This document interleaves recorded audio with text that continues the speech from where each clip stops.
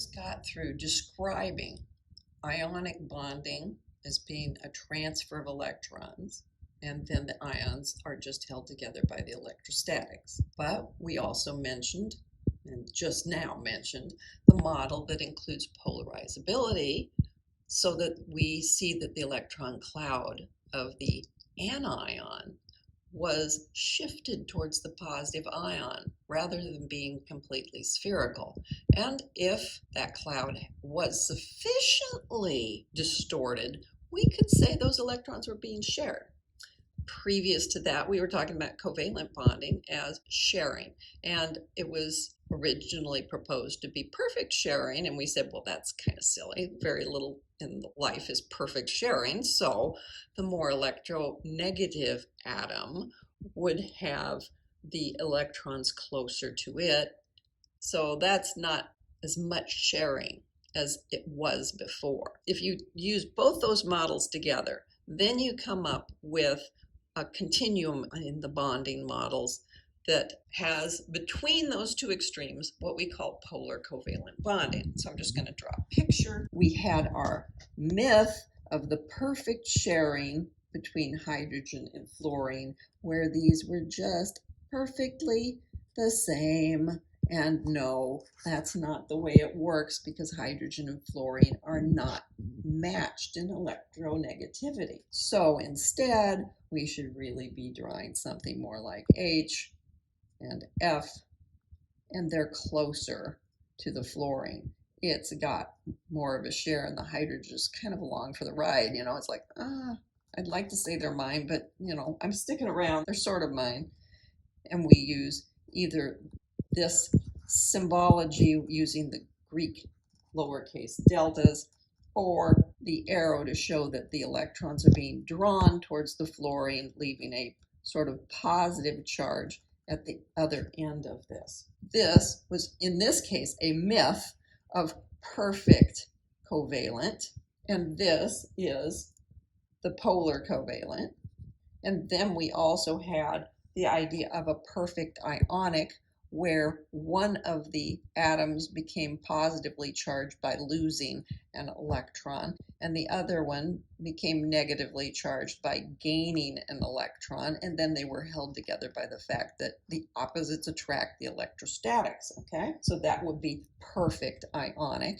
And then we find out, well, no, this guy has an effect on the electrons of the negative ion, and so it ends up being more like this instead of a nice perfect sphere. And you can say that there is some sort of sharing going on, because this area didn't exist before. This area has more electrons than you would have anticipated from the perfect model. So both of these could be an example of polar covalent bonding. We're going to use this when we have a polar bond. We will be using this to explain polar molecules, because the whole molecule can become polar. It's easy to see that when the molecule is just a diatomic, because there's only one bond to deal with. But we're going to use it in more complicated molecules as well. The first thing you need in order to have a polar molecule is polar bonds. We are going to rank these bonds that are formed between atoms. We've got 4 of them to do, and we want to rank them in order of increasing polarity, and then decide whether any of the bonds should be considered ionic. All right, so that's the setup. That's what we're trying to do. So we better just start doing them. We got to write them down and figure out what their polarity is. How do we do that? Polarity? Oh yeah, the difference in electronegativity. So let's start by writing down, we have a bond between oxygen and carbon. We are also going to have a bond to do between chlorine and calcium. Third is a bond between nitrogen and sulfur. And last is oxygen and silicon. So we go look these up. Oxygen is going to be 3.5. Carbon is 2.5. Chlorine is 3.0. Calcium is 1.0. Nitrogen is 3.0. Sulfur is 2.5. Oxygen, again, 3.5, and silicon is 1.8. So you'd have to go find those on the table. So what's the difference? Well, that's just subtraction, right? So 3.5 minus 2.5, that's 1.0. 3.0 minus 1.0, that's 2.0. 3.0 minus 2.5, well, that's just 0.5. And 3.5 minus 1.8 is 1.7. So now if I want to put them in order of increasing polarity, I'll have to start with this one. Nitrogen to sulfur is going to be the least polar. That's the 0.5. That's almost covalent. Almost. We said covalent went up to 0.4. So it's still going to be polar covalent. Next would be this 1.0.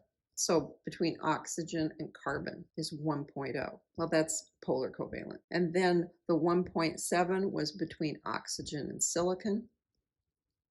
1.7, polar covalent. So this last one, calcium to chlorine, is a difference of 2.0. And according to the guidelines, that is ionic because it said greater than or equal to 2.0 is ionic. So out of all of these, we see two of them that are completely considered polar covalent, one that is awfully close to being covalent, but is still polar covalent, and one that is exactly equal to the lowest possible number that could be considered ionic. Collect all the electronegativities, I did that.